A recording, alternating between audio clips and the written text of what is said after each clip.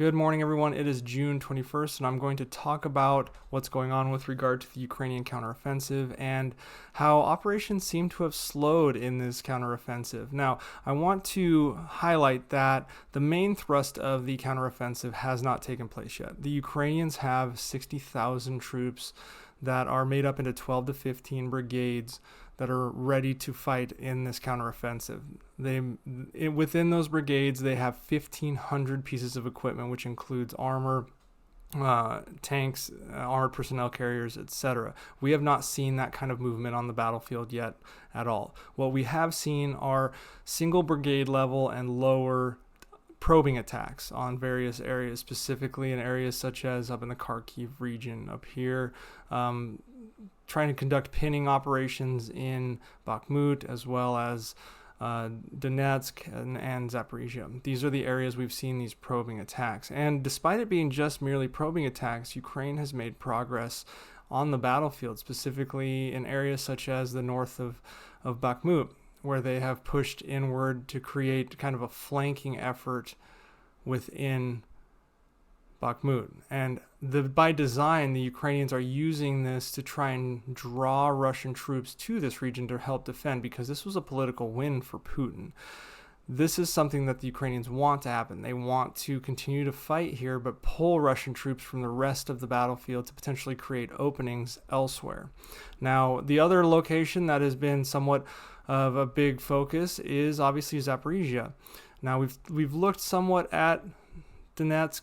I'm not going to talk about that in this video because I talked about that heavily in a previous video yesterday. But looking at Zaporizhia over here, there have been some what many would consider significant pushes, specifically looking right in here. And I will move this in so you can see what I'm talking about. Now, there's a town right here called Padikatki.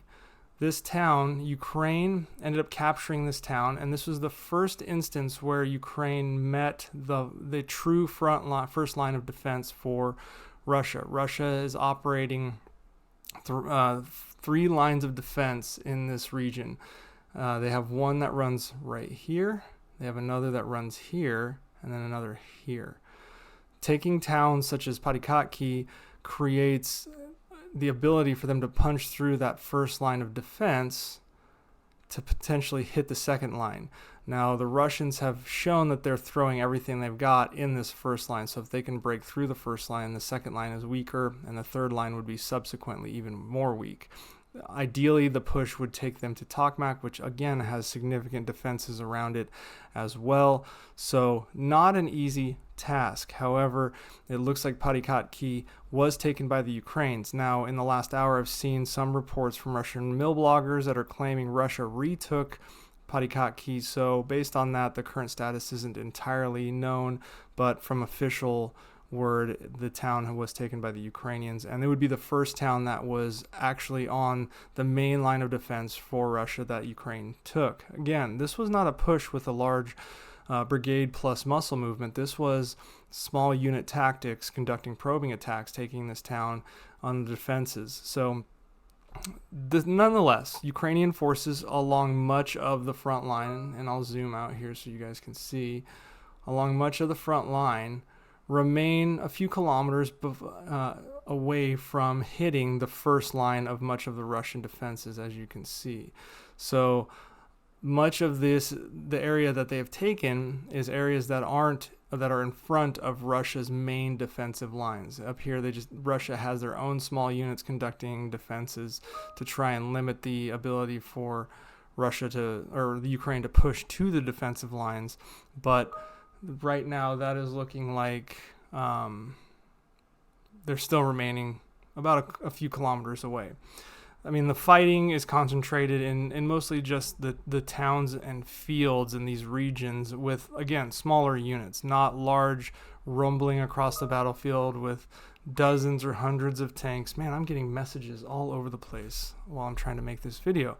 Anyways, so the front line remains relatively unchanged. However, Ukraine, their higher command levels have claimed that they will be conducting a pause I'm assuming for two reasons. The first reason is they're finding major successes in striking the logistics lines ahead of potentially any kind of counteroffensive. I talked about the major logistics destruction that took place down by Crimea yesterday in a video. They have hit between 12 and 14 logistics hubs across this whole region, which is making it very difficult for Russia to resupply the area. You have to understand, Russia is the deployed force here. They have to rely on logistics movements to resupply. They're not in their own country. So getting those supplies to them is becoming increasingly difficult. And as we saw when we looked at Kherson, a lot of the reason Kherson became untenable for Russia to defend was because of the lack of logistics capability getting to the region. Ukraine is using the same tactics. Now, the other reason that Ukraine may be conducting a pause is these probing attacks showed them something about what Russia's response to those attacks are. Now, the response to the attacks from Russia has been a new tactic where Russia has somewhat evolved. They're taking more risks by deploying air assets such as attack helicopters and fighter/attack aircraft to address the armor capability of the Ukrainians. This is something we didn't see in Kharkiv. This is something we didn't see in Kherson. The Ukrainians may be pausing because there are significant movements of Western equipment coming in over the next few weeks that could bolster the air defenses of Ukraine in this region, thus mitigating any kind of helicopter capability or fighter/attack fixed-wing aircraft that Russia may be using to conduct runs against armored columns, etc. Just a reminder, the Ukrainians have not deployed its full force of troops and vehicles yet. The Ukrainians have not actually conducted their main thrust of their counteroffensive. Majority of this was just probing attacks. Many analysts assume the probing attacks would not last this long, but what it looks like is the Ukrainians learned something, that the Russian defenses are quite robust in the area, and we all knew this was going to be a robust defensive area, but integrating them with air assets has now become somewhat of a problem for Ukraine. Not an unmanageable problem, but one where it might be prudent to take a tactical pause on the battlefield.